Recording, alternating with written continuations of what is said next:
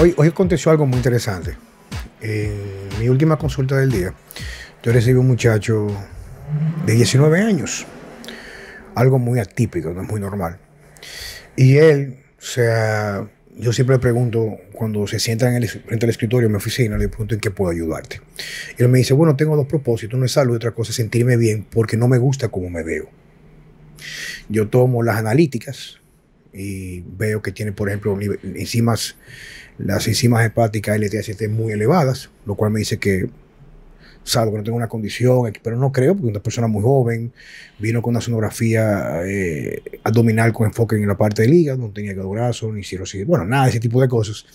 El asunto es que cuando me dice yo evalúo todo, o sea, veo, y los factores más importantes dentro de lo que es mi opinión profesional, en una persona de su edad son dos cosas: su testosterona, que es su hormona sexual, que tiene mucho que ver con sus características sexuales secundarias, líbidos, ese tipo de cosas, prácticamente en el suelo, o sea, no existente. Y en segundo lugar, una vitamina D en 13.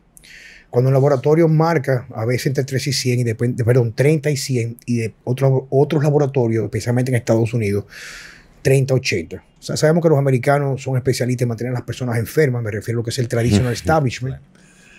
Y cuando comienzo a hablar con él, o sea, él viene a pedir a que yo lo ayude con la dieta que está en las redes sociales, que prácticamente es gratuita. Y cuando comienzo a hablar con él, veo su levantamiento. Bueno, se desayuna todos los días o cornflakes o sándwiches o galletas de soda, como al mediodía lo que le cocinen en su casa, y en la noche lo que aparezca. Y le digo, hijo, en realidad, ¿qué tú quieres? Que le dé algo para mejorarse. Y yo le digo, papá, te lo digo porque tú eres más joven que mi hijo mayor, Miguel Alberto, mi amado hijo, mi primogénito. Y lo que tú eres, como tú te sientes, es reflejo de lo que tú has estado haciendo. O sea, no hay algo mágico en eso. Entonces, cuando comenzamos a hacer el levantamiento, que le entrego una guía nutricional, que prácticamente son opciones, me dice, sí, lo que pasa es que yo no sé cocinar y yo no me interesa.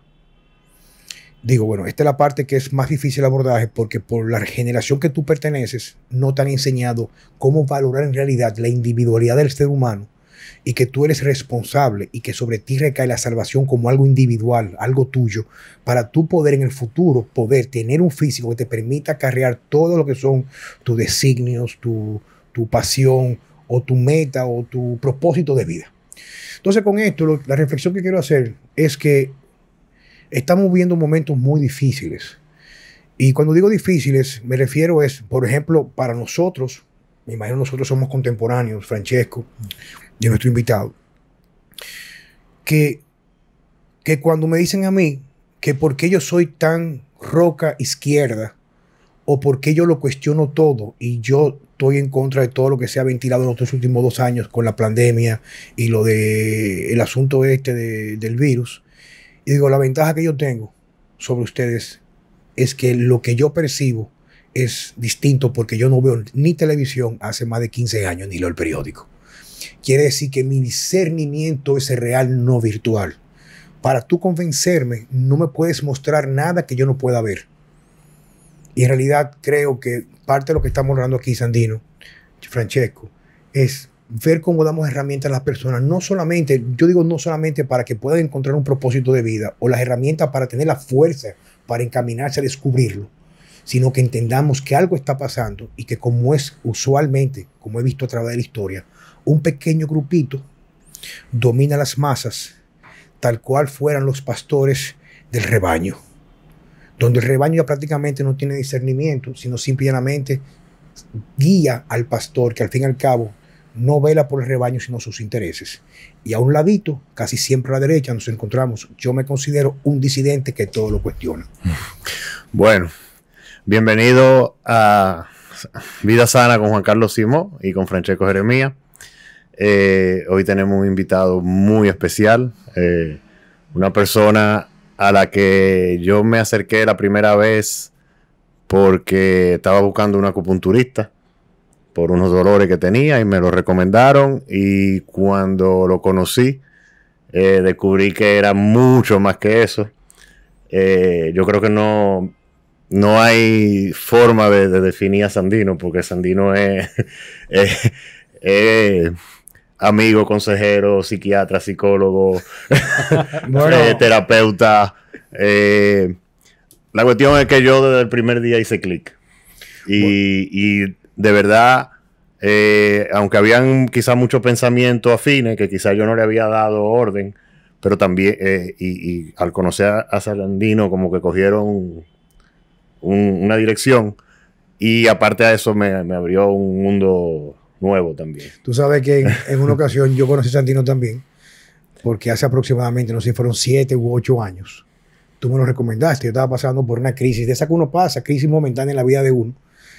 Un cambio, creo que estaba saliendo de una relación de muchos años, uno de mi matrimonio, y fui donde Sandino, y la cosa, porque no se puede escribir con mucha facilidad, que lo hace especial. Especial, yo siempre he dicho, ser especial no implica estar en una posición quizás de orden elevado, sino completamente de luz en tanta oscuridad y tantas cosas.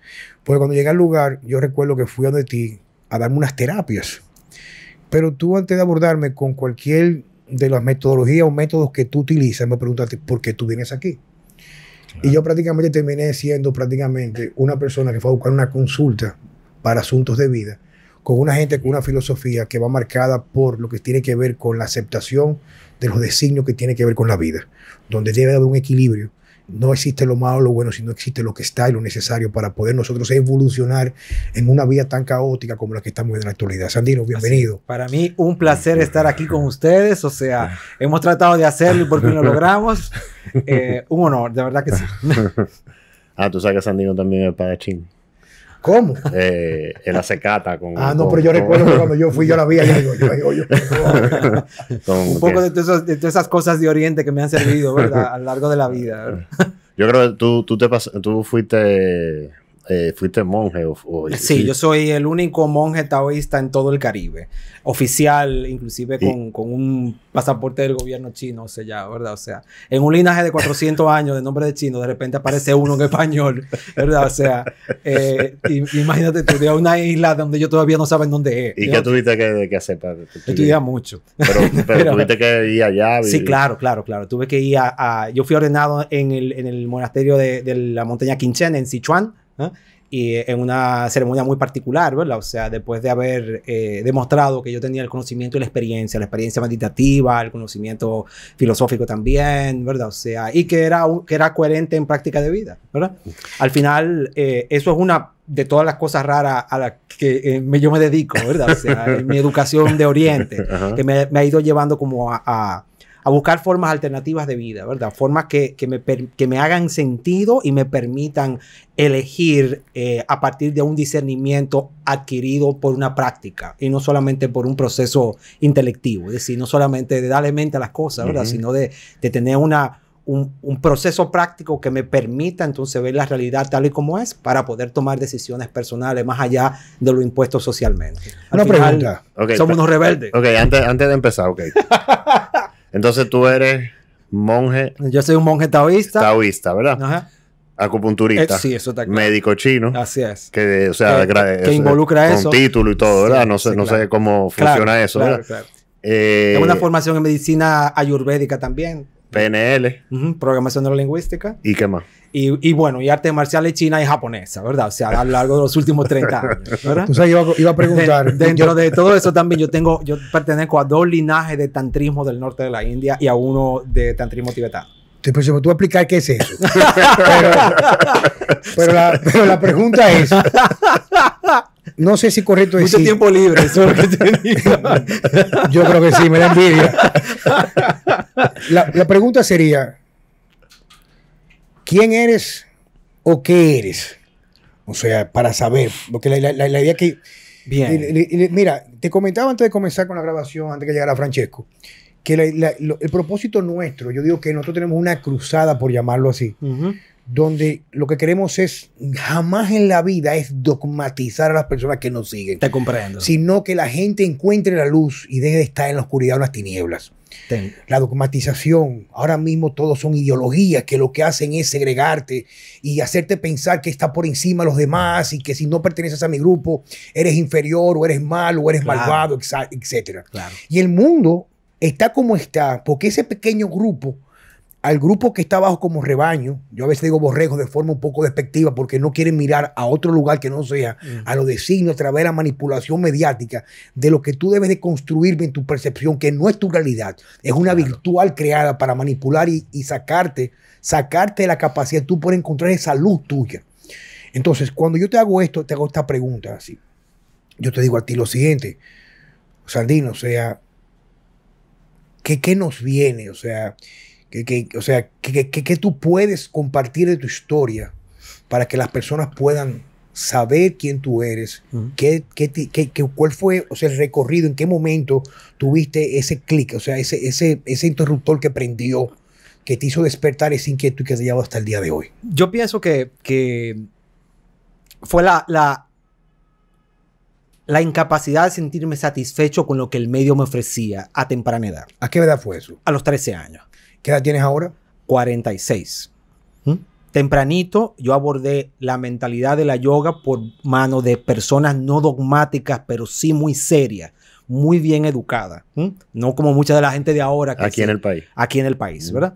Me llevaron por un sendero, me acercaron a textos tradicionales, tú sabes, o sea, a prácticas. Eso fue llevándome de un sitio a otro, poco a poco. Entré en las artes marciales buscando la filosofía, no tanto el combate, ¿verdad? O sea, un poco la mentalidad de Oriente, por esa influencia de uno haber visto la televisión y ver la serie de Kung Fu y ver Monkey Magic y todo ese tipo de cosas, ¿verdad? O sea, esas cosas que marcaron nuestra generación, claro que pues sí, me sirvieron a mí también como un norte para buscar, ¿verdad?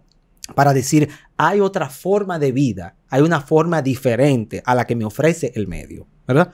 Lo interesante es que yo he tenido la suerte, ¿verdad? O sea, la buena suerte de frente a todos los maestros que he tenido, no he tenido ninguno que sea dogmático. Todo lo contrario, sino de pensamiento bastante crítico. Léase, que en muchas ocasiones, uno de los individuos que he tenido mayor influencia en mi educación, que es occidental, por cierto, ¿entiendes? O sea, que eso es otra cosa, que uno siempre pensaría que como yo he estado en Oriente, dice, bueno, tienen unos maestros chinos y unos maestros japoneses, no sé qué, los tengo. Pero individuos de Occidente han tenido un impacto enorme en mí, con nombres como los nuestros, tú sabes. Y una de las cosas principales del maestro Mariano era hacernos pensar, hacernos desarrollar con lo que él llamaba una moral de conciencia. Una moral que te permitía a ti, como individuo, decidir lo que estaba bien y lo que estaba mal a la hora de actuar, independientemente de lo que tú habías aprendido de la sociedad, de la religión, de la familia. Es decir, te hacía responsable de tu proceso. Explícame ese proceso. Explícame eso. ¿Cómo acontece en una persona, en un mortal como yo, por ejemplo? ¿Cómo tú me lo explicarías eso? Lo primero que uno tiene que hacer es cuestionar. ¿Entiendes? O sea, lo que nadie hace ahora. Exacto. Lo primero es cuestionar. ¿Entiendes? O sea, es cuestionar lo que estoy viviendo, es cuestionar lo que estoy comiendo, es cuestionar lo que estoy haciendo, es cuestionar la forma de vida que yo estoy llevando, ¿entiendes? O sea, hacia dónde me dirige lo que yo estoy haciendo. A veces a algunos pacientes míos yo les digo, frente al desasosiego social, ¿verdad? Le digo, tú quisieras que la muerte te sorprendiera en este estado. Esto es lo que tú quieres hacer. O sea, con este recuerdo que tú te quieres ir. Tú dijiste algo que me acaba de marcar. O sea, marcar me refiero en la conversación. Tú dijiste algo así como sobre un propósito. No sé, utilizaste unas palabras como distintas. Tú dijiste algo como, o sea, como encontrar un propósito. Tú hablaste, o sea, si esto es lo que tú quieres. O sea, sí, exactamente. Si va de la mano con lo que tú quieres, perdón. Hay una cosa interesante en la filosofía de Oriente, muchas tendencias, ¿verdad? O sea, porque hay de todo allá afuera, tú sabes, o sea, pero con la práctica y el tiempo y uno logra profundizar, se encuentra con una serie de textos que son revolucionarios, son una revolución, lo fueron en su tiempo y fueron juzgados, grupos que fueron juzgados por eso y siguen siendo una revolución en el día de hoy. Y algunos de esos textos proponen una cosa muy interesante y es que el sentido de la vida es el que tú le puedes dar con tus acciones y no necesariamente un designio celeste, ¿ok?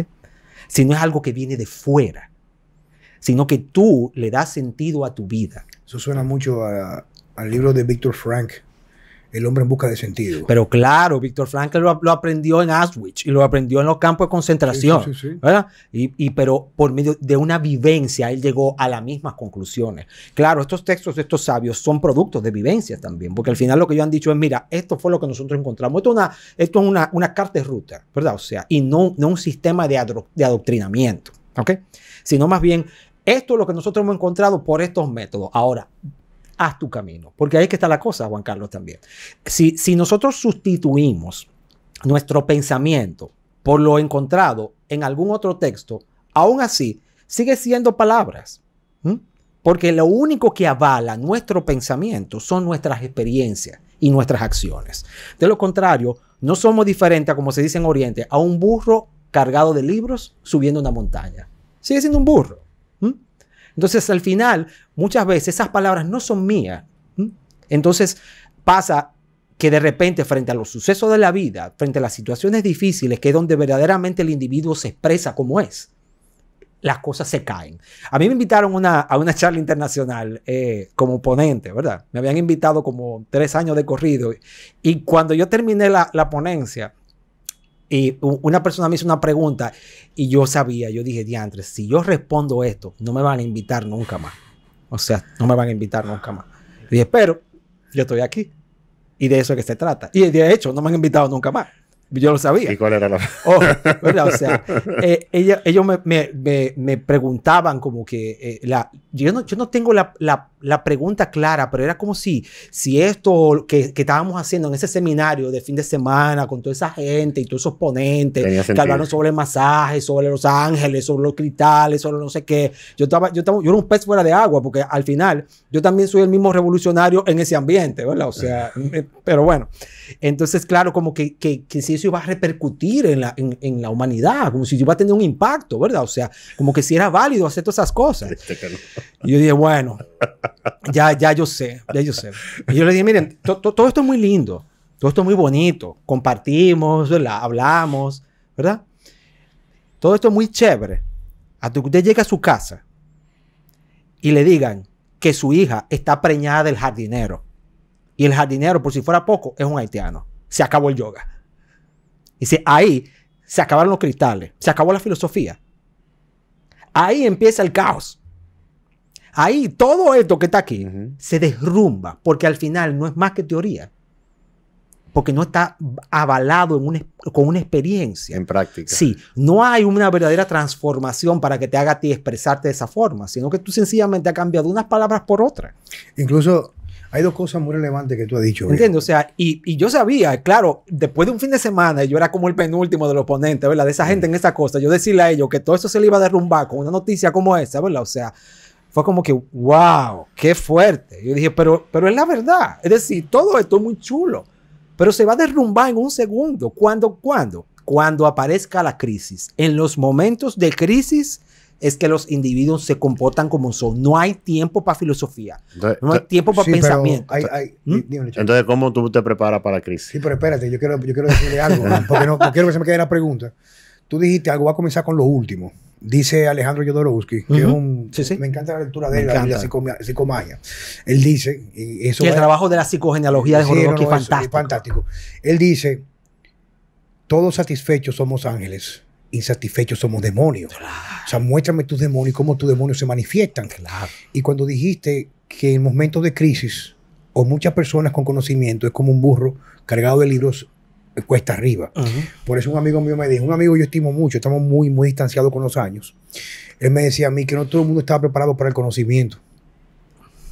Por eso hay muchos gente que piensan, que dice que es más fácil y más ligero el camino a la felicidad en la ignorancia que en el conocimiento. Por el conocimiento, cuando tú no estás preparado, en vez de liberarte, te puede dogmatizar. Totalmente de acuerdo. El conocimiento, como digo yo a muchas personas, el conocimiento o la colección o recopilación de información te da una base. No es para jurar por ella, sino para llevarla a la práctica y ver cómo tú aprendes de esas vivencias, entonces tú lo conviertes en lo que se llama en sabiduría. Exacto. Sin eso, todo eso, no, lo que hace es ocupar espacio. Entonces, ¿qué pasa? Que gran parte de todo ese proceso mental que tú tienes es una interrupción para la vivencia del estado presente. ¿Ok? Porque al final tú te pasas la vida dándole mente a lo que va a ser, a lo que va a suceder, a cómo viene el futuro, a las cosas del pasado y no tienes la oportunidad de vivir aquí. Entonces muchas veces todo ese conocimiento, en vez de ser una vía de liberación, es un gran obstáculo. Yo recuerdo que uno de mis maestros también decía que si él le llegaba a un estudiante y ese estudiante no se sabía ni cómo ganar la vida, ni cómo iba a comer, que él no le podía enseñar filosofía. Dice, yo tengo que empezar por lo más básico, porque lo que puede hacer es causarle un daño. ¿Entiendes? O sea, porque un conocimiento a un individuo que no es capaz de desenvolverse por sí mismo puede hacer que él se inutilice con razones lo suficientemente inteligentes para justificar sus limitaciones. Y eso es una locura. Entonces eso sería irresponsable de mi parte. Tú sabes que tú vas hablando y como el caso que yo tuve en principio que te comenté del muchacho que fue a consultarse conmigo, prácticamente, o sea, él mismo estaba diciendo que él no tenía un propósito claro de vida y que la vida le pasaba por arriba y que él estaba inconforme con lo que él veía y lo que sentía en sí, o sea, en su cuerpo, en su carne. Y lo que le decía yo es que tú tienes que encontrar un propósito de vida. Y si tu propósito es no existen caminos alternos. Tú tienes un propósito, el cual te va a llevar a tomar tus decisiones día a día. Claro. Si tu propósito, que es lo que digo yo, que hay cosas, Francesco, que yo digo, que no se mezclan. O sea, por ejemplo, tú eres una persona para mí que yo admiro tanto porque tú eres tan equilibrado en todos los componentes que hacen tu ser. La carne, la parte del espíritu, etcétera. Lo que tú manejas a fondo. Yo lo veo de un punto de vista mucho más laico de aquí, tú sabes. Yo, por ejemplo, tiendo a ser, sí doy conciencia, o sea, estoy consciente de esos elementos. Pero de forma inicial me he tratado los primeros años de mi vida. Claro, yo crecí sin celulares, sin medios, o sea, me formé en función a lo que yo veía en mi entorno familiar, claro, que era el entorno real, no la virtualidad. Yo me desarrollé en búsqueda de lo que yo necesitaba para lograr mi propósito del aspecto de la cultura física, que claro, no es la parte de la apariencia, sino sentirme con capacidad de desempeño, porque yo todo el tiempo aspiré a ser militar, hice vida militar por unos cuantos añitos, pero yo la veía como algo donde tú tienes que tener la contextura, la capacidad física para hacer trabajo de humanidad, servir para el bien dentro de lo que era el esquema del patriotismo, mi tierra, mi pueblo, mi gente. Y luego fui creciendo poco a poco la parte de la intelectualidad, que no era la parte de dogmatización, sino leer diferentes fuentes, claro, de libros para yo poder crear un discernimiento. Entonces, cuando tú me dices eso, y ya para más o menos darle un giro, porque Checo tiene muchas preguntas para ti, me lo advirtió, es hacia dónde vamos en la actualidad. ¿Qué tú nos puedes compartir a nosotros por lo que tú ves para que las personas que nos están escuchando puedan hacer pequeños cambios que tengan un gran significado en su vida? Mira, una de las cosas más difíciles en estos tiempos es que las personas han decidido no pensar y consumir. ¿Entiendes? O sea, y consumir información. Consumir información en una era en donde la información es muy conflictiva. ¿Entiendes? O sea, donde tú tienes un estudio que una cosa está bien y después tiene otro que está mal y después tiene otra bien y otro que está mal. ¿Entiendes? O sea, entonces, frente a tanta información confusa, la gente ha decidido no pensar y sencillamente consumir. Y yo pienso que una de las primeras cosas que tenemos que hacer es pisar el freno. ¿Entiendes? O sea, pisar el freno, ¿verdad? Oriente tiene una norma básica que es lograr disminuir el flujo del pensamiento por medio de un trabajo meditativo. Un trabajo de meditación no es otra cosa más que lograr estar en el presente, aquí y ahora, sin ser arrastrado por el flujo de tus pensamientos y tus emociones. No es más nada. No es nada del otro mundo. No tiene que ver con dioses, no tiene que ver con creencias, ¿entiendes? O sea, es algo que se puede obtener porque la meditación es un estado y es algo que se puede obtener en cualquier actividad que tú logres estar presente y consciente, ya sea bailando, ya sea levantando pesas, ya sea cavando una zanja, ya sea sentado, como se hace en Oriente, da igual. ¿Qué nos da como resultado eso? Nos da la capacidad de disminuir el flujo de pensamiento y nos va a permitir entonces colocar cada cosa en su justa dimensión. Nos va a dar discernimiento. Eso es una de las primeras cosas. Lo otro es que a nivel cerebral, en la medida en que los ciclos por segundo cerebrales van disminuyendo y uno va pasando del estado de beta a alfa, uno tiene una mayor capacidad de juzgar las cosas en su justa medida. Le hace una mayor capacidad de reflexión, de análisis y de síntesis. ¿Ok? Todo el bombeo que nosotros tenemos de celulares, de medios, no sé qué, lo que hace es que nos mantienen alta los ciclos por segundo. Tenemos un cerebro que está pisado hasta el fondo, con un paquete de estimulante allá afuera, tú sabes, o sea, y eso evidentemente a mayor actividad cerebral, al mayor ciclo por segundo cerebral, en un electroencefalograma tú lo ves, el individuo tiene menos capacidad de reflexión, menos capacidad de tomar decisiones sensatas y de ponderar en su vida qué es importante y qué no, y cómo reaccionar a una cosa u otra. Es decir, menor inteligencia emocional también. Entonces, una de las principales cosas que nosotros tenemos que hacer es tratar de pisar el freno, de pisar el freno, de desconectarnos un poco, tú sabes, o sea, y de hacer alguna actividad que nos permita hacer que ese flujo sea más pausado y poder nosotros disfrutar del instante entre un pensamiento y otro, que es un instante de silencio. ¿Tú sabes cuándo me pasó eso? ¿Tú recuerdas cuando yo fui a Cuba?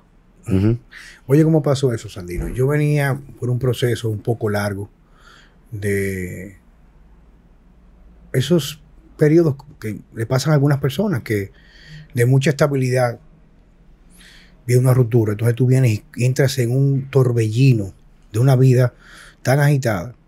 Y yo tenía un periodo como de 2 años, año y medio, donde mi vida era un desastre desde el punto de vista personal. Y también había afectado mucho mi parte laboral. Y yo estaba en un punto de burnout, de quemado. O sea, yo estaba ya que no tenía ni siquiera capacidad para tomar la más mínima decisión. Yo no pensé nunca, ni tampoco fue que yo recurrí a un estado real de meditación voluntario. Pero yo le dije a mi asistente, oye, se me había ocurrido, yo nunca he ido en ese momento, ese año, eso fue hace ya 6 o 7 años, yo no había ido nunca ni a Costa Rica ni a Colombia. Le digo a mi asistente, oye, averígate que cuesta un pasaje. Eso fue como un martes, para ver este fin de semana, irme por 4 o 5 de un lugar donde yo no conozca a nadie, para desconectarme y no me puede llamar nadie por teléfono. Y saliendo del gimnasio, cuando le pedí el favor a ella, me topé con una clienta mía que se llama Sadie Parra, una de las mejores geriatras del país, ya de origen cubano. Me dice, Juanqui, cariño, ¿cómo tú? Digo, ay, mi vida aquí desesperado, voy a ver, pues no aguanto más, me tengo que. Me dice, oye, pero vete para Cuba, para casa de papi, que te van a atender como un rey. Es un acaso. Yo, perfecto, mejor. Yo me fui para Cuba. Yo me fui de jueves a martes, algo así, de jueves a miércoles. No había señal, o sea, yo no tenía celular, o sea, no había, el celular nunca trabajó. Más bien pudo haber sido un instrumento de tomar fotos, una cámara fotográfica. Y eso me obligó, de libros que me tomaba meses leerlo, lo leía a veces en 6 y 8 horas, pero no tenía, o sea, yo pude olvidarme de todo mi entorno. Claro. Las primeras 2 días dormí como 20 horas sin interrupción. Y luego tuve la capacidad de irme en un carro público a una playa por 1 hora y media y poder disfrutar el camino mirando los árboles, los pajaritos. O sea, yo viví el momento tan presente. Bueno, para hacer una historia muy larga, cuando llegué a República Dominicana, yo llegué tan revitalizado que tomé 4 decisiones que cambiaron mi vida para siempre. Claro. Me cambiaron. O sea, si yo no hubiera hecho ese proceso de desconectarme, yo quizás aún estuviera ahí. Claro. Me interesó mucho la parte sobre la meditación, de cómo tú lo enfocas sobre hacer una cosa, o sea, sobre estar presente, ¿verdad? Claro. Porque el concepto que la mayoría de la gente tiene de la meditación, y yo mismo pensaba que era así, era todo lo contrario, o sea, era no pensar. Y yo, por ejemplo, hice varias veces el intento y como que me resultaba imposible. Claro.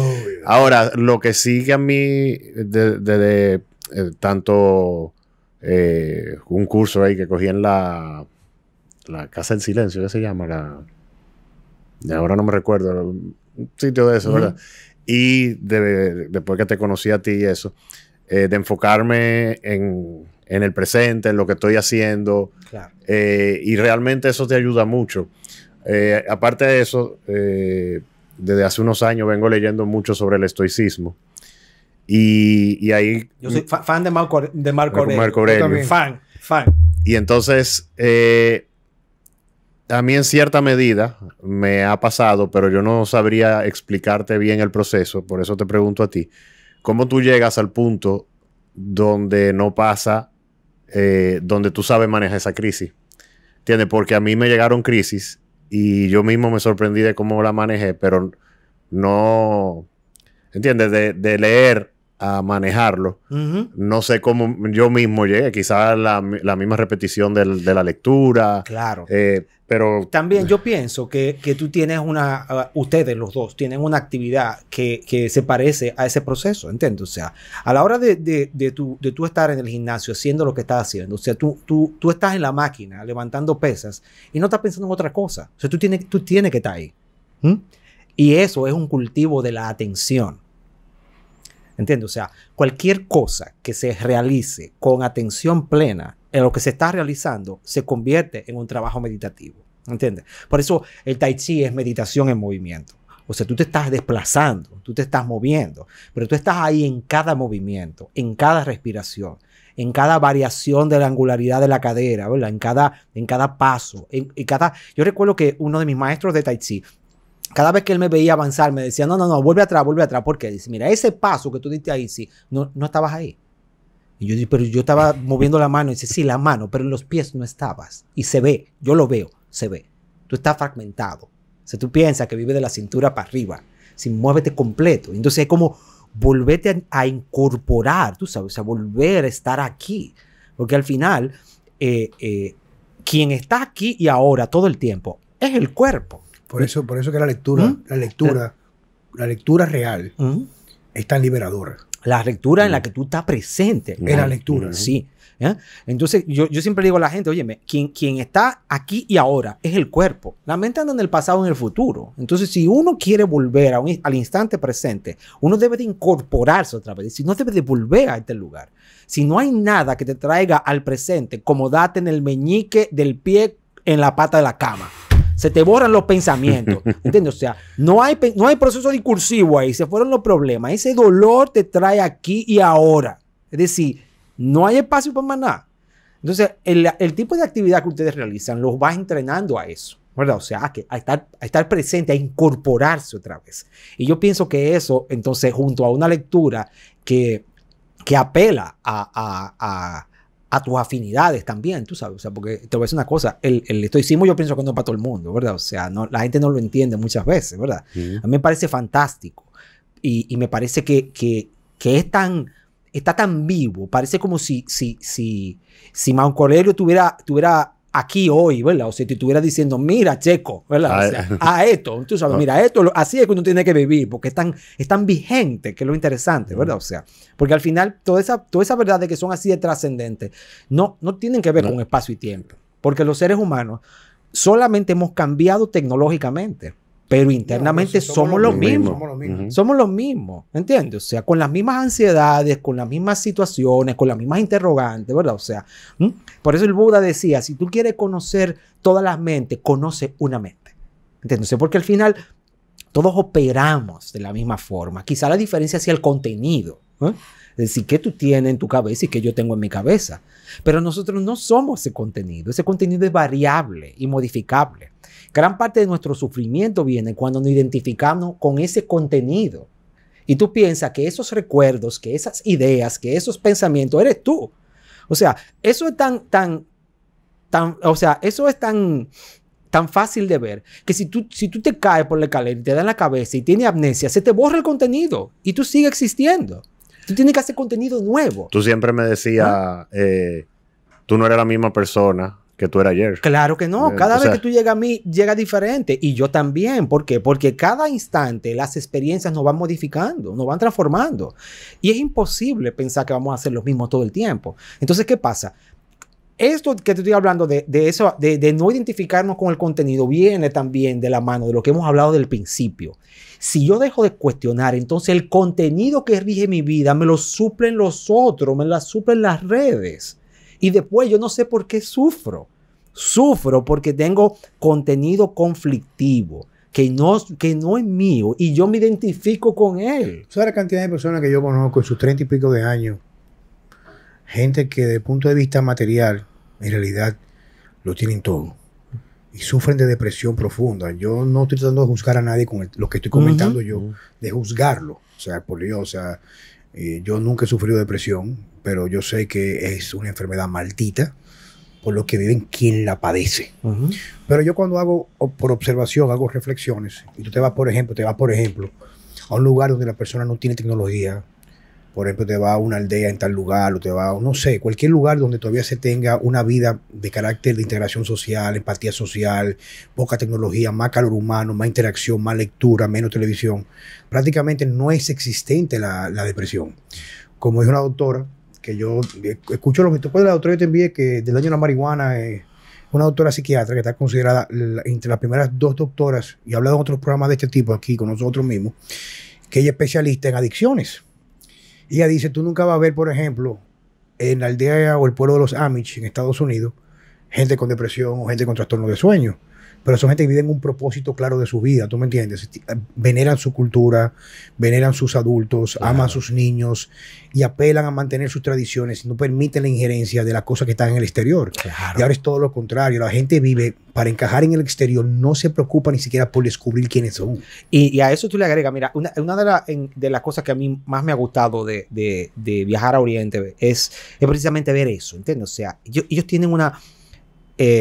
bueno, ellos están en su proceso de que también quieren ser occidentales por la riqueza y por todas las cosas, ¿verdad? Claro. O sea, pero todavía uno puede ir, por ejemplo, a las afueras y no a la gran urbe, ¿verdad? O sea, tú te das cuenta que tienen una vida con propósito y tienen esa estructura social en donde su vida tiene sentido, cerca de la tierra, con tecnología, porque tienen celulares. O sea, la gente cuando yo le digo, que mire, yo estaba en el monasterio en la montaña de Quincheno, y dicen que wow, y yo sí, pero hay wifi, ¿entiendes? O sea, ¿entiendes? O sea, porque tampoco, ¿verdad? O sea, no vayan a pensar. Y hay prendiendo el fuego. Y hay bombillos, tú sabes, o sea, no, ¿verdad? O sea, porque no es tan romántico como la gente cree, pero curiosa, por suerte para mí, ¿verdad? O sea, como mis celulares de este lado no entraba en ninguna de las redes, yo era feliz porque no tenía cómo contactarme con nadie, tú sabes, o sea, ¿no? Y lo que te voy a decir en ese sentido es entonces que tienen entonces como pueblo, como estructura social, familiar, es una vida que tiene sentido, ¿verdad? O sea, nosotros tenemos una vida que es totalmente individualista y es una carrera, es una persecución individual, ¿entiendes? O sea, una competencia. Es una competencia constante, en una competencia constante en un entorno que no tiene sentido tampoco, porque al final, ¿para qué? Porque cuando tienen cuarto, entonces se sienten mal como quieran, bueno, ¿entiendes? O sea, quería hacerte ahorita que tú estabas hablando sobre el contenido, y hemos hecho mucho hincapié sobre las redes sociales, pero ese contenido puede venir de muchas otras fuentes, claro, como probablemente nos pasó a nosotros cuando no había redes sociales, claro, claro, que venían de los padres, del colegio, de los mismos amigos.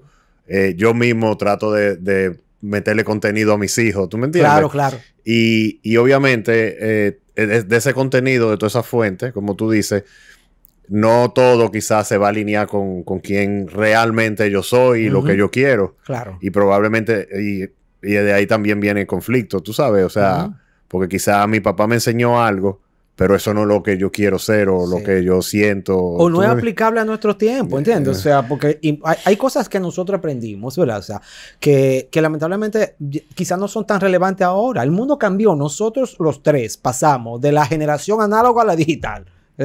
Yo salí del colegio y no le había puesto la mano en una computadora. Llegué a la universidad y ya había. ¿Entiendes? O sea, y de repente a nosotros nos tocó vivir una transición. Nosotros vivimos ese mundo que no era este mundo tecnológico que estamos aquí. Y de repente entonces estamos inmersos en él. Sí, tú sabes, pero la preocupación. Y es interesante, tú sabes, que a veces cosas que uno aprende en un contexto tienen su función y son válidas, pero luego no son aplicables a otro. Eso es gran parte de los trastornos conductuales que tienen los individuos. Tú sabes, o sea, a veces una persona desarrolla una conducta que en su momento es funcional, pero fuera de ese contexto, lo que es una conducta dañina, ¿entiendes? O sea, y entonces tú la sigues usando y lo que tú terminas perjudicándote como individuo. Yo llevándolo un poco más a fondo, porque tú estás hablando del fondo, pues yo lo voy a aterrizar del fondo mío, que lo que me parece tan interesante y tan caótico hoy en día, chico.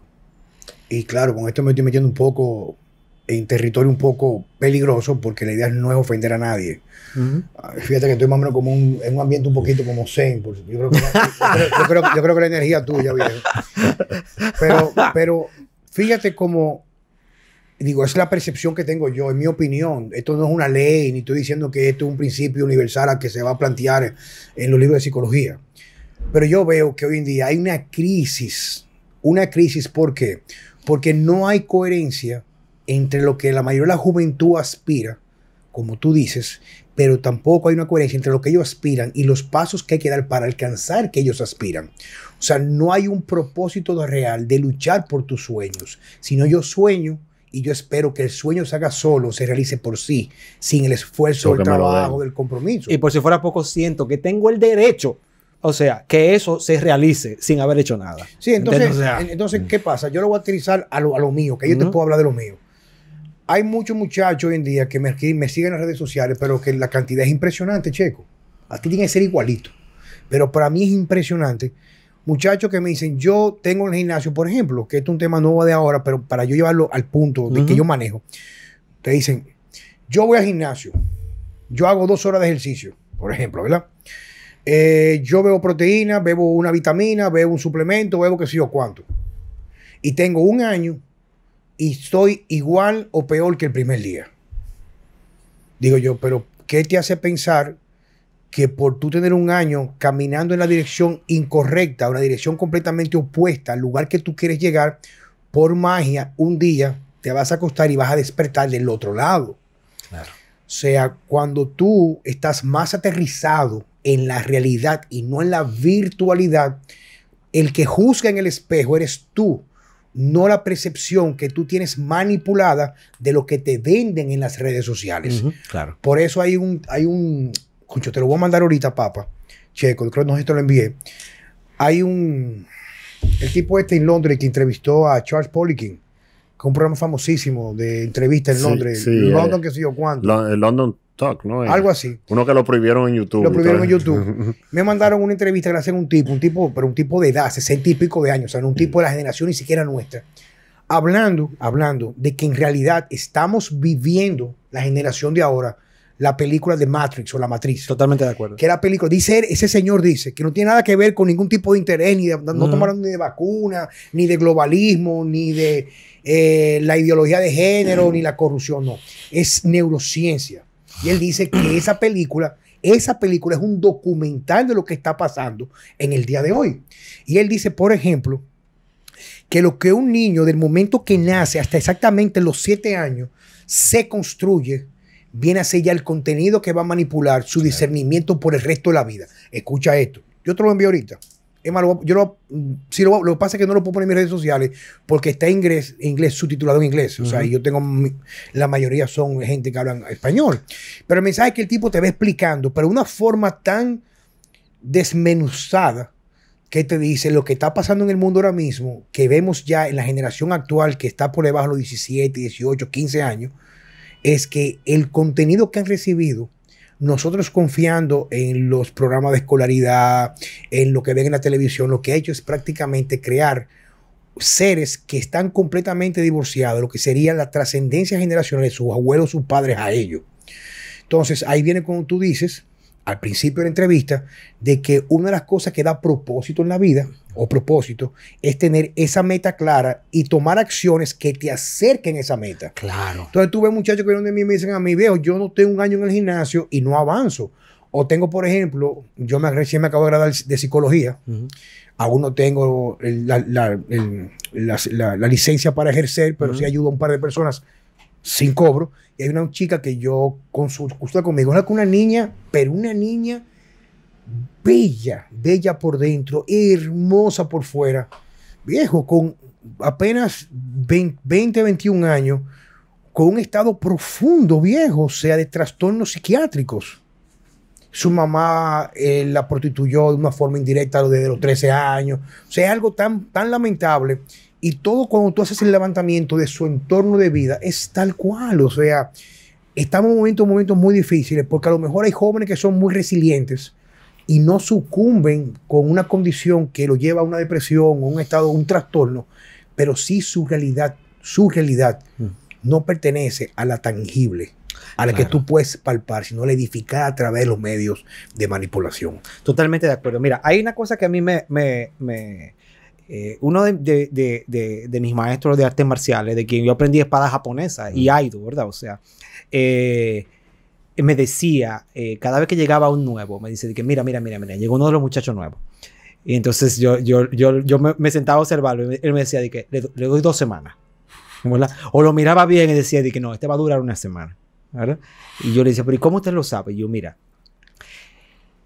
para ellos, ver la katana y el uniforme es convertirse en un samurái.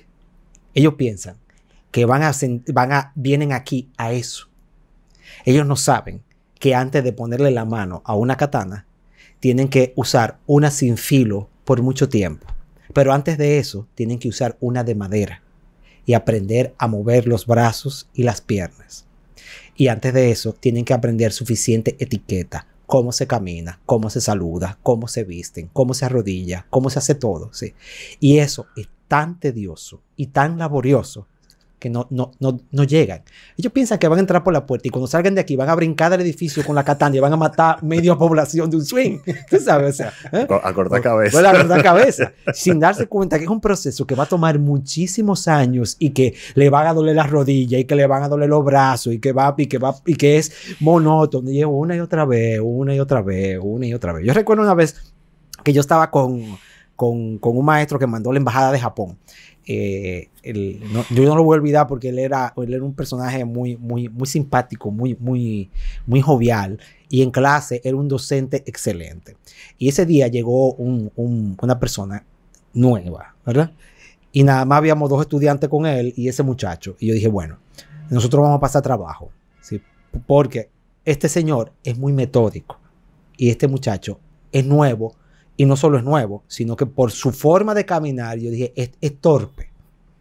Y no va a tomar muchos años moldearlo. Y el tipo le empezó a enseñar cómo desenvainar la espada, ¿verdad? O sea, porque él llevó su espada y él decidió de que está bien, vamos a enseñarlo.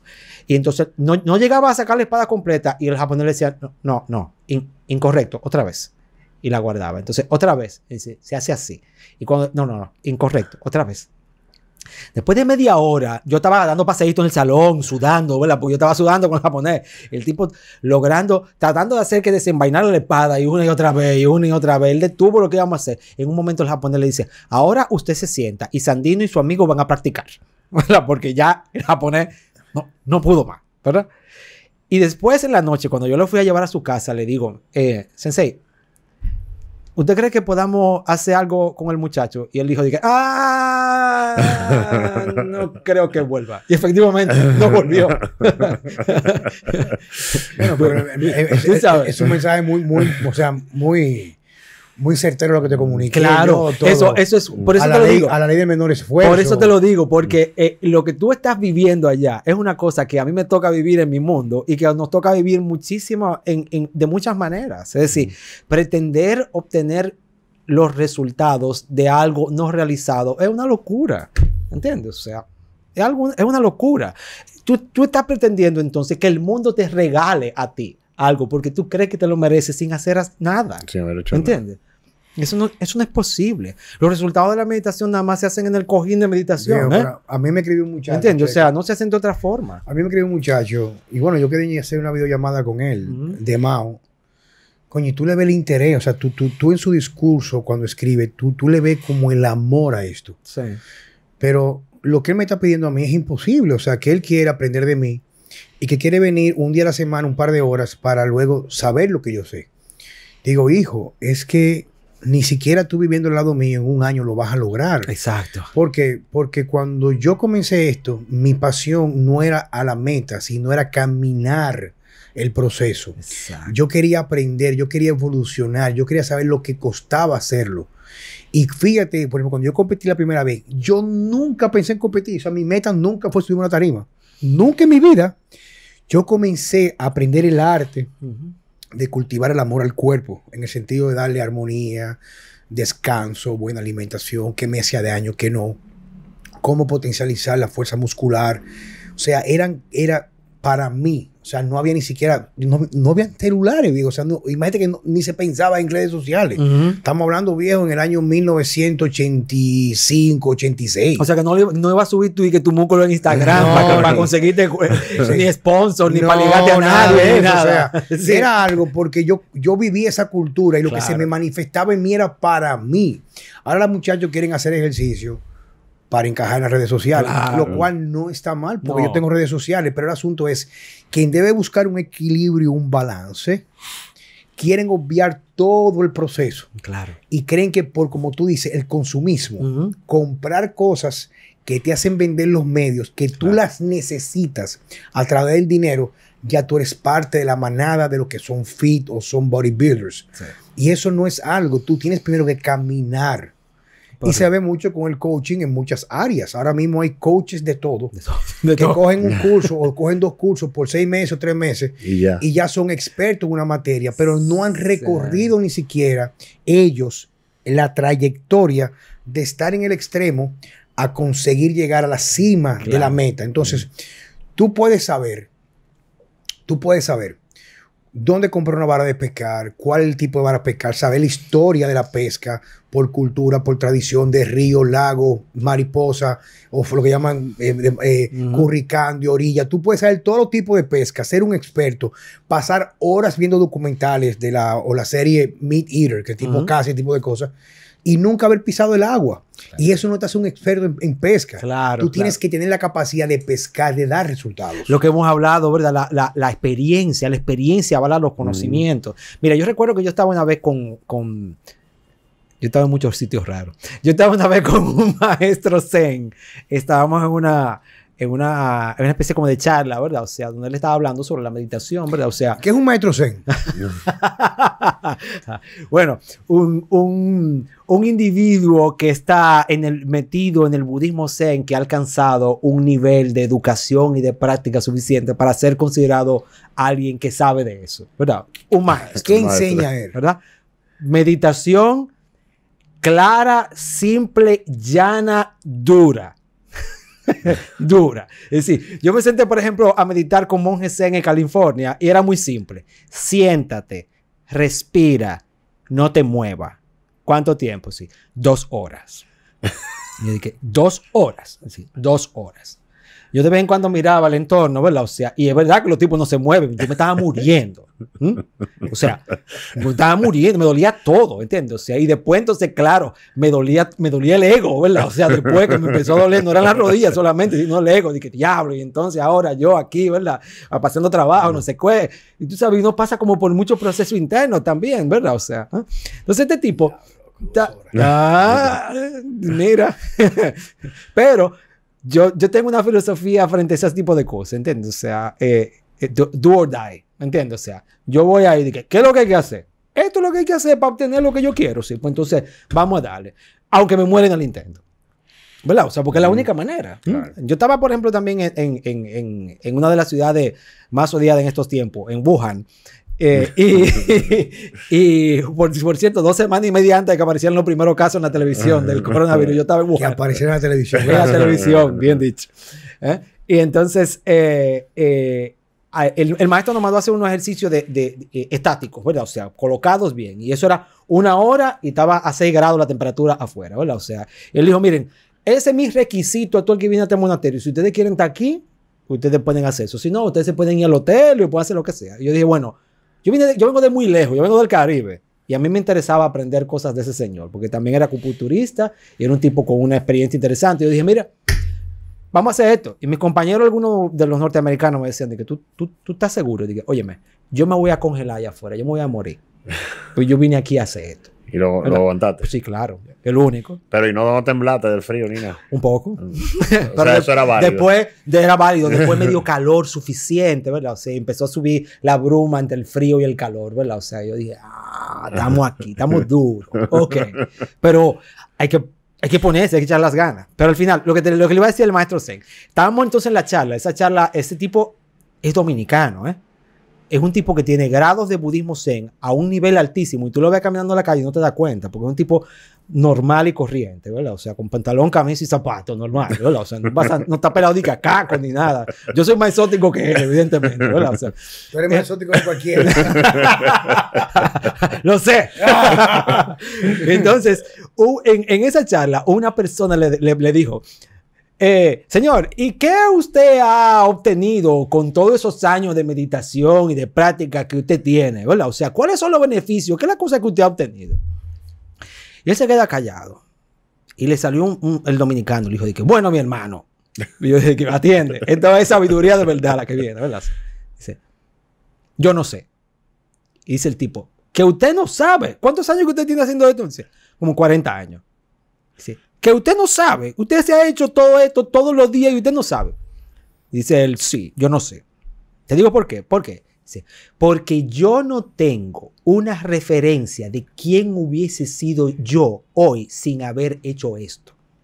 Con lo cual, lo que se ha ido haciendo cada día en el proceso del entrenamiento se ha incorporado de forma natural. Y yo estoy aquí y ahora. Yo no puedo decir que soy mejor o peor. O sea, yo soy quien soy hoy, producto de la práctica. Y eso es trascendente. Yo creo que tú y yo tenemos que hacer que la gente vaya a hacer ejercicio con nosotros al gimnasio. Ajá. Se pase 1 hora haciendo sentadillas fuera en el sol. Porque, bueno, yo no sé, tú quieres entrar en 1 hora ahí. O walking long y una vaina de eso, obvio. No para que se lo gane, ¿verdad que sí? Claro, pues entonces Claro. yo pienso que con ustedes pasa lo mismo también. Es decir, la gente no lo ve.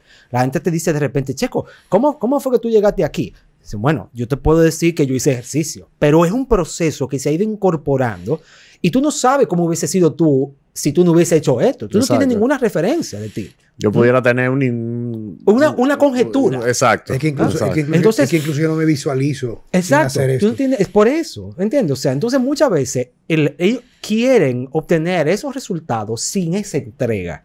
Y eso es imposible. Ujú. Tú tienes que estar dispuesto a transformarte, a dejar quien tú eres para transformarte poco a poco en algo que tú no sabes lo que es. Sandino, Es un proceso de aceptación y transformación constante, que no está guiado literalmente por el intelecto. Y eso tiene mucho que ver con lo que dijimos al principio también, o Ujú. sea, con las cosas que tú haces, producto de esa información que te cargaron, Claro. pero que no es ¿me entiendes? Sí. Porque la mayoría de las personas,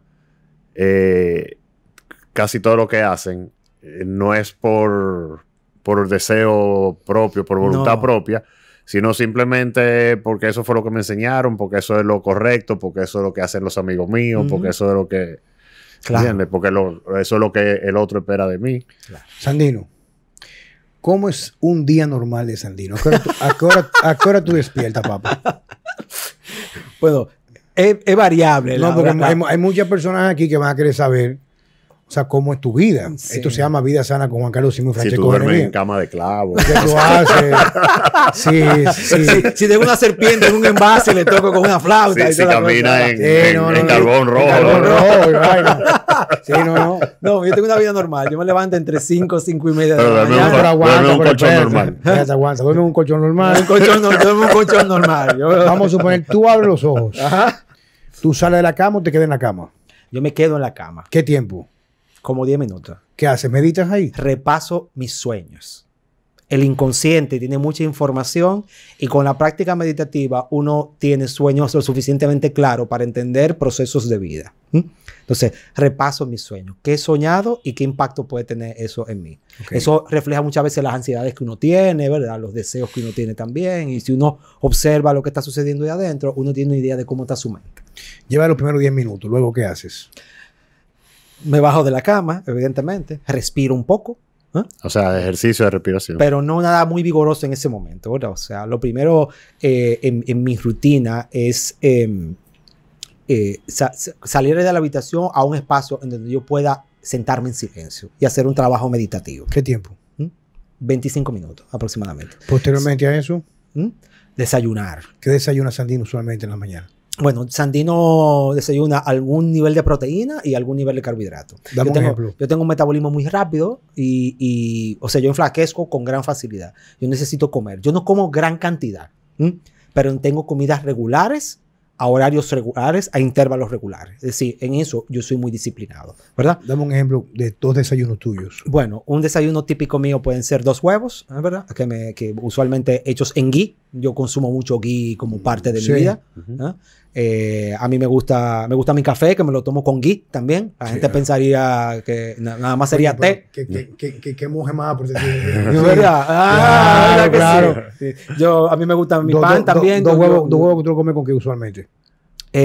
con jamón o alguna tostada, ¿verdad? O sea, pero no más, no mucho. No, Ok. no es gran cantidad. Media mañana meriendas.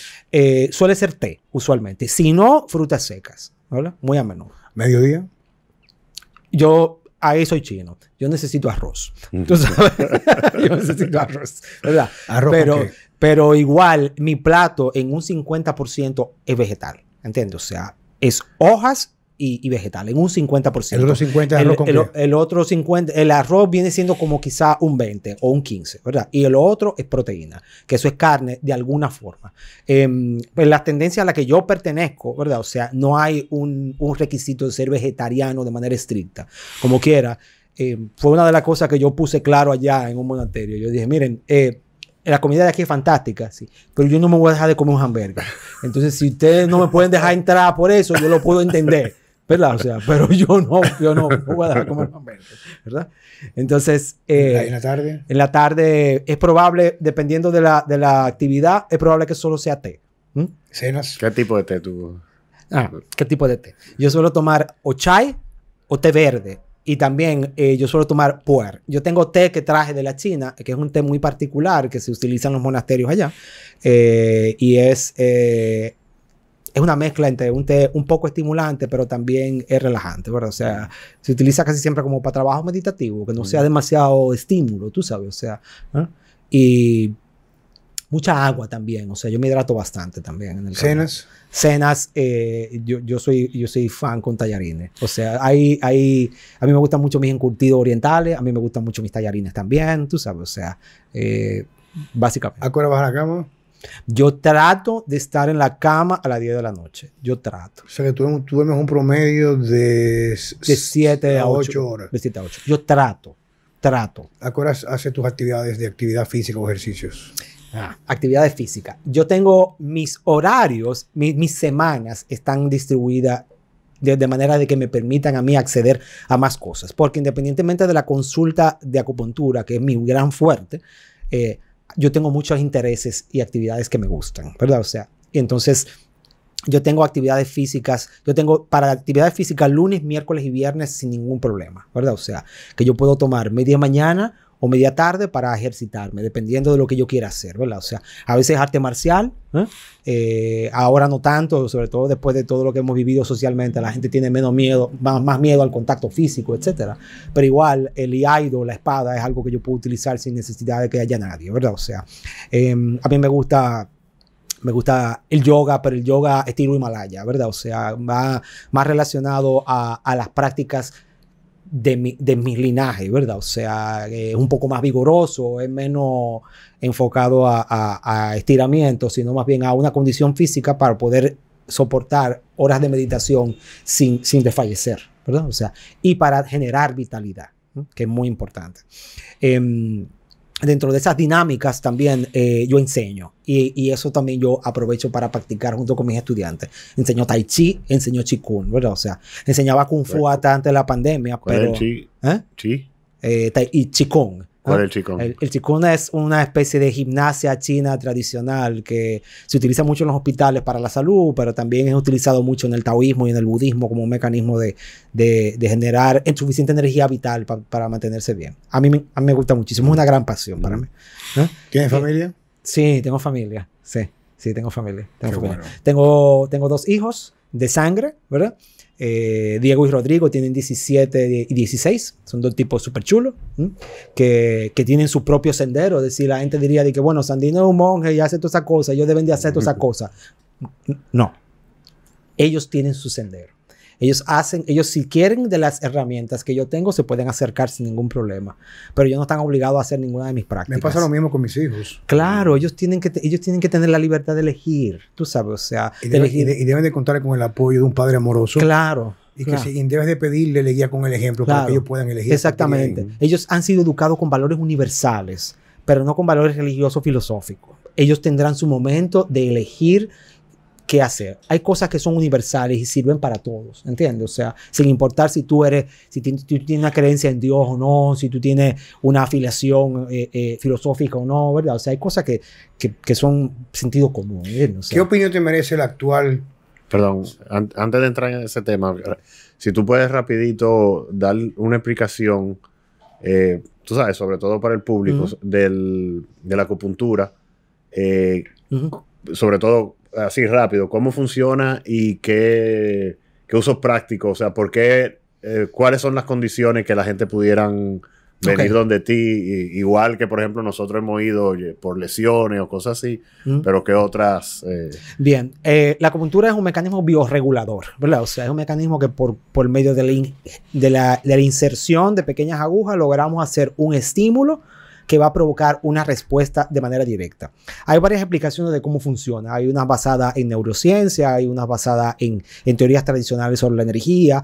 Lo interesante es que los puntos de acupuntura tienen una permeabilidad eléctrica diferente. Es decir, tú puedes medir eléctricamente dónde están esos puntos y tú se sale del sitio donde están esos puntos y la medición cae. Es decir, es una realidad eléctrica, ¿entiendes? O sea, y nosotros somos un sistema eléctrico, ¿entiendes? O sea, por eso hacemos un electroencefalograma y un electrocardiograma y una electromiografía. Es decir, nosotros somos electricidad, ¿entiendes? O sea, entonces la acupuntura tiene la capacidad de ser un mecanismo lo suficientemente directo y efectivo para provocar reacciones concretas, ¿verdad?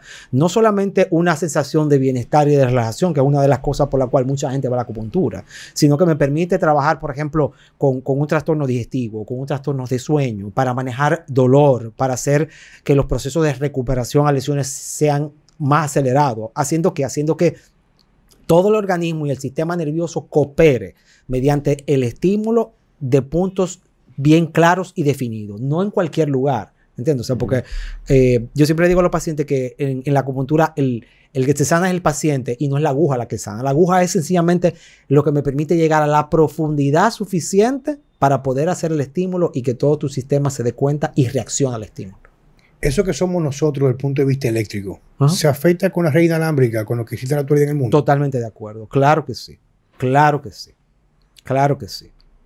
Totalmente. Nosotros estamos rodeados de campos electromagnéticos. Nosotros somos un campo electromagnético. Fíjate, por ejemplo, hay un tipo, el tigre más rock izquierda que yo he conocido, pero con una cultura impresionante. O sea, para llamarme en lo personal la atención, tiene que ser alguien en realidad que tenga mucha cultura, mucha lectura, pero lectura independiente y sentido crítico a una dimensión que no está al alcance de todo el mundo. Se llama Ramón Freire. Tiene incluso una cuenta de Telegram porque le bloquearon una parte de Instagram. Él maneja muy bien lo que tiene que ver con cómo está esquematizado la monarquía, el asunto de los protocolos, los salutación. Bueno, yo inclusive leí el libro Los protocolos por él. Y él dice que tenía un amigo, él vive en un campo en Chile. Cuando digo un campo, campo, o sea, una sola fuente eléctrica, tumba el interruptor para poder dormir, y él explica cómo él hace el grounding de la cama y él dice que un amigo de él muy cercano se mudó a una localidad nueva en Chile, en la ciudad, y a cuestión de una semana, o sea, comenzó a tener conflicto toda la familia. Los hijos comenzaron a cambiar su conducta, él comenzó se le fue la apetencia por su mujer, la mujer no quería que la tocara, estaban todos irritables. O sea, era un caos impresionante, Checo. O sea, que todos estaban afectados. Y él le recomendó, entonces, otro amigo que es ingeniero de redes, ese tipo de cosas, le recomendó que comprara un medidor de la frecuencia, de la radiofrecuencia que había en la casa. Y él estuvo explicando, no recuerdo los números, pero eso se mide creo que es en microteslas o algo así, que la cantidad de frecuencia que no llega a alterar al ser humano, no sé cuál era, o sea, estoy diciendo un número cualquiera, creo que era 0.2 o 2, era como 0.4, y que a partir de ahí cambiaba completamente todo lo que tiene que ver con el comportamiento energético de tu cuerpo en todo el sentido de la palabra. Claro. Trastorno de sueño profundo, depresión. Y el tipo midió su casa entera, estaba en 2 y en 15. Claro. Y el tipo se mudaron automáticamente, se mudaron isofacto y a la semana se curaron todos. Comenzaron a dormir, recuperaron su estado anímico, etcétera. Qué interesante esto, ¿eh? Sí, tú sabes que los rusos hicieron un experimento interesante con astronautas, ¿verdad? O sea, y hicieron mediciones en Hertz y en Gauss, ¿verdad?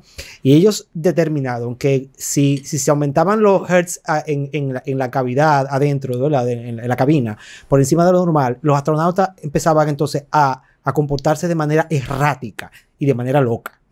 Y entonces, con las disminuciones de Gauss, ellos determinaron también que ellos tenían niveles como de locura, ¿verdad? O sea, de alucinación, de locura, de paranoia, el aumento de estamos describiendo a la población global casi, ¿verdad? Sí, entonces, claro, una de las cosas interesantes que mostraba el estudio era precisamente que nosotros, a nivel del campo de la Tierra, estábamos teniendo un aumento de Hertz y una disminución de Gauss, producto de todas las cosas que estaban pasando. Si a eso tú le agregas todo el aparato eléctrico, todas las cosas que nosotros tenemos, concho, estamos interfiriendo en todo el campo que nosotros tenemos, tú sabes, y eso altera nuestra replicación celular, nuestra respuesta, ¿entiendes? O sea, acuérdate que mira, hay una cosa, yo te digo como experiencia interesante, yo tuve que hacerme una resonancia magnética por una lesión en la muñeca, ¿verdad? O sea, y yo llegué allá al sitio y estaba todo muy bien, y entonces que resulta que para hacerme la resonancia había que meterme hasta aquí, en el aparato.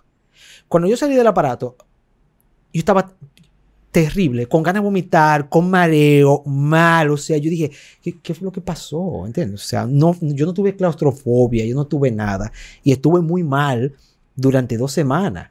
A mí me pasó lo que se llama una reacción de Wilson, que le da como un 0 punto y pico %, que eso es que los líquidos en el oído interno se magnetizaron con el aparato de resonancia, y eso entonces me sacó de balance, y eso entonces me dio los vértigos, los mareos que yo tenía.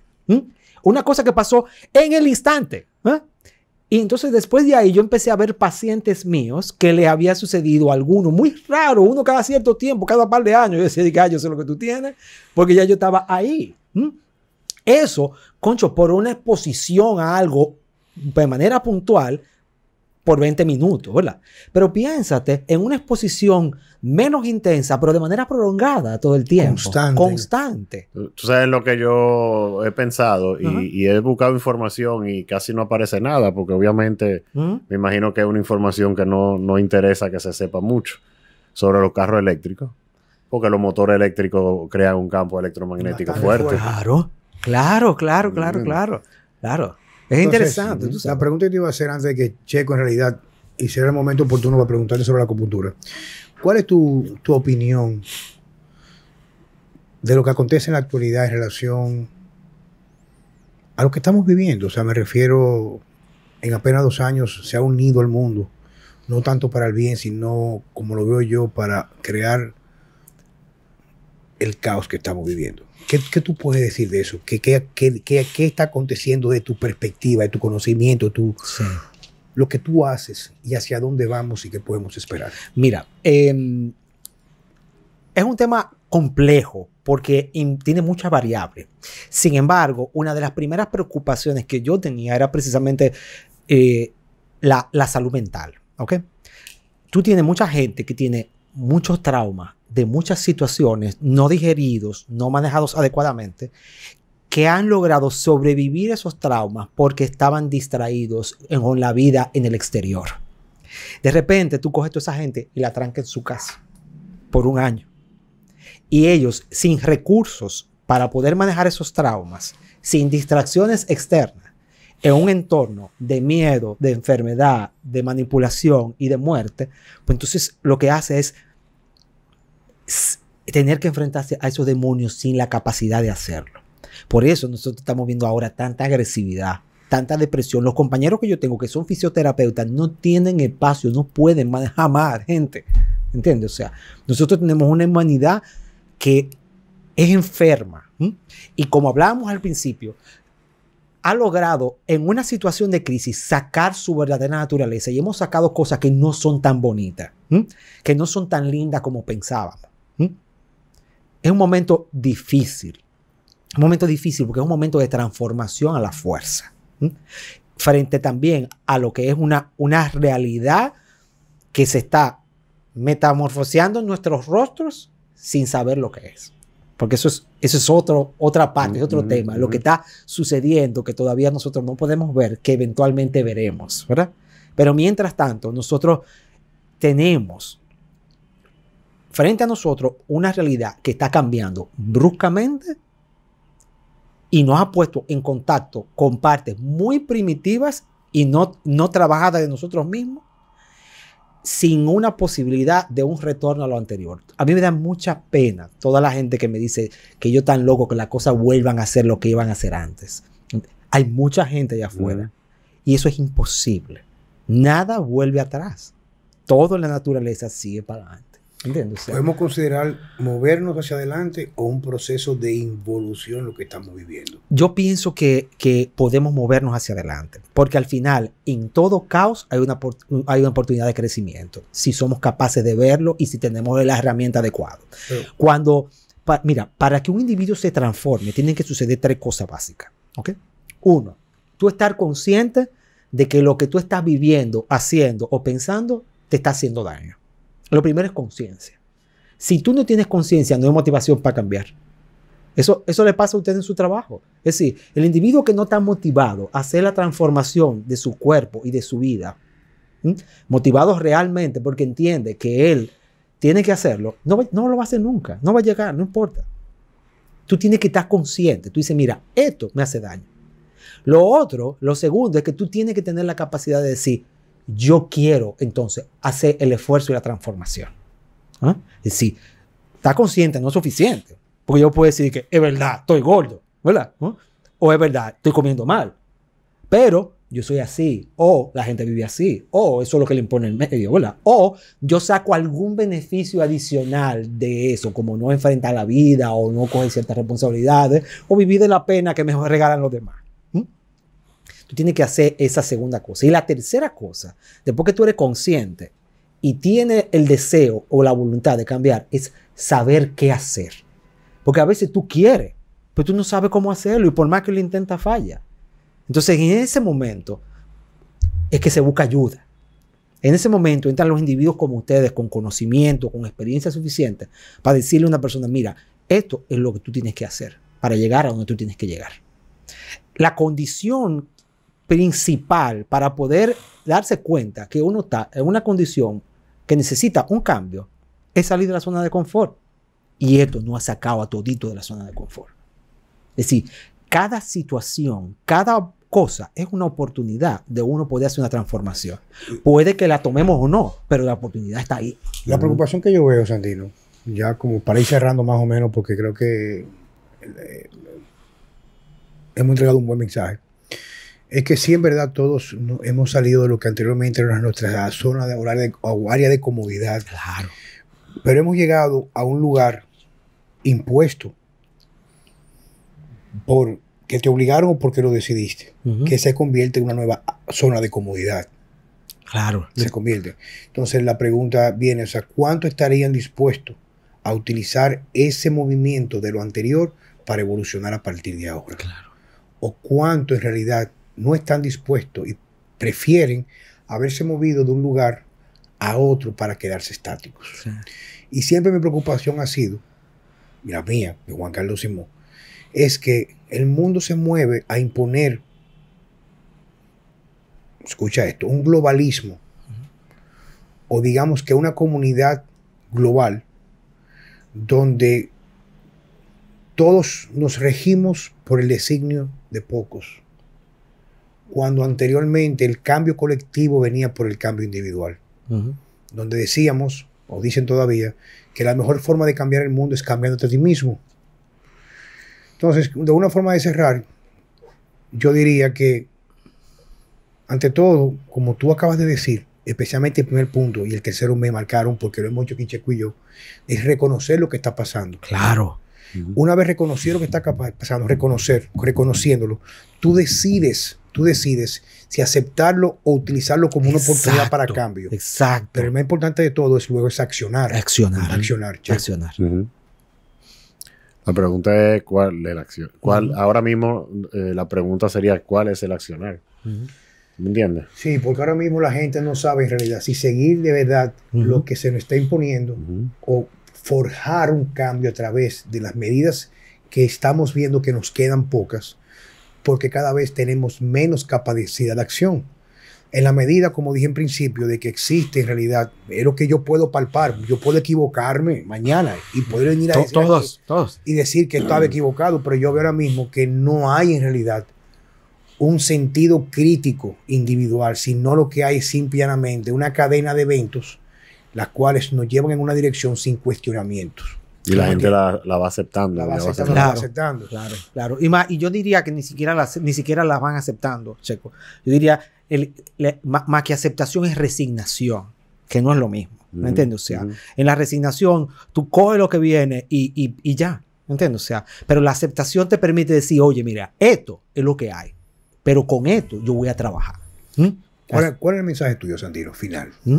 Yo pienso que Imagínate que el público, que esa joven súper buena moza que está ahí, haciendo que esto sea posible a través de la magia de las cámaras, ¿verdad que sí? Va a tu consulta con una pregunta que ni siquiera tiene fondo ni forma, pero buscando tu orientación. ¿Cuál sería el mensaje que tú le dejarías a ella o al resto? yo pienso que nuestra vida debe ser un acto constante de rebelión frente al condicionamiento adquirido. Nosotros debemos buscar la manera de cuestionar todo lo vivido, todo lo aprendido, para llegar a un sitio en donde podamos ser una real expresión de quien nosotros somos y no una repetición de lo que hemos heredado, social y culturalmente. Checo. Pero eso me imagino que también es un viaje sin fin. Por supuesto. Que, o sea, siempre uno, Por supuesto. uno va evolucionando. Sí. Es que O sea, no es una- no es llegué. No es una meta, es una forma de vida. Es una Exacto, forma de vida. exactamente. Es una forma de vida. Exactamente. Es la manera, es la única forma. Sandino, muchas gracias por estar con Para nosotros. mí, ¿Dónde un lo placer. encontramos? ¿Dónde la gente Sí, lo puede...? ¿dónde la gente puede encontrar a Sandino? Sandino lo puede encontrar en las redes, ¿verdad? Me pueden agregar a Instagram y a Facebook, ¿verdad? ¿Cuál es Sandy- Con mi nombre, Sandino Grullón, ¿verdad? Ujú. Me encuentran. Y yo tengo mi consulta en Casa Olos, eso es en la Rafael Sanzio, esquina Leonardo da Vinci, eso es en el Renacimiento. Ujú. El teléfono allá es 809-482-8011. 809-482-8011. Si necesitan un acupunturista, ¿Cómo es que dice tu Instagram? Cortando las tinieblas. ajá. Señores, muchas gracias por estar con nosotros. Como siempre, la idea es solamente crear un diálogo, algo completamente orgánico, no planificado, con personas que pueden aportar a través de su trayectoria por su forma de vivir, su práctica, no tanto por su retórica. Como siempre, muy agradecido con ustedes. En estos días he visto que hubo una campaña o hubo una encuesta en algunos seguidores para saber cuál era su podcast favorito. Y creo que muchas personas nos honraron con decir que éramos de Sí, sus a mí- favoritos en Vida Sana con Juan Carlos A Simón. mí me lo mandaron varias Sí. gente. Sí. Muchas gracias por eso. Estamos muy agradecidos Qué por bien. ustedes. Y como digo yo, la idea de todo esto nunca ha sido ni será poder contar con los seguidores o los likes, sino con la vida que podemos cambiar, no creando una forma de vivir, una forma de ver el mundo, sino liberando las cadenas. Hasta la próxima.